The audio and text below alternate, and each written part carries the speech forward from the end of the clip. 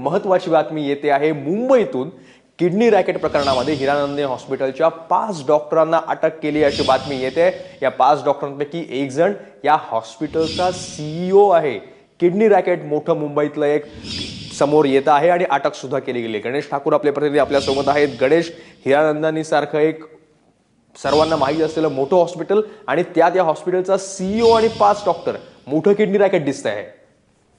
हो, यामधले हे सर्व 5 डॉक्टर्स आहेत आणि हे मोठ्या पदावर आहेत आणि या सर्वांचा समावेश जो आहे तो या किडनी ट्रान्सप्लांट मध्ये होता अशा प्रकारची माहिती आहे।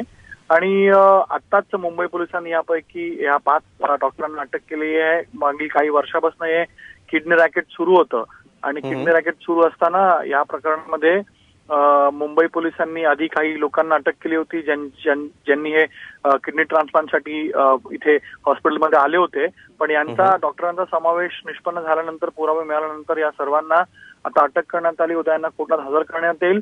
आणि आता मुंबई पोलीस यांच्याकडनं माहिती घेते की अशा प्रकारे किती लोकांचं त्यांनी इलिगल ट्रान्सप्लांटेशन केलेलं आहे, जे खोटे डॉक्युमेंट्स असतात आणि खोटे डोनर दाखवून ज्या लोकांना किडनीची गरज आहे त्यांना इलिगल ट्रान्सप्लांट करतात। कारण भारतामध्ये कायदा आहे की डोनर जो आहे तो नातेवाईक असला पाहिजे किंवा ब्लड रिलेटिव्ह असला पाहिजे। तर अशामध्ये ब्लड रिलेटिव्ह नाही मिळत, म्हणूनच डोनर ह्यांना ब्लड रिलेटिव्ह दाखवून अशा प्रकारचं इलिगल ट्रान्सप्लांटेशन इथे होत होतं। आणि या प्रकरणामध्ये आता या 5 जणांना अटक करण्यात आली आणि पुढील चौकशी मुंबई पोलीस करत आहेत।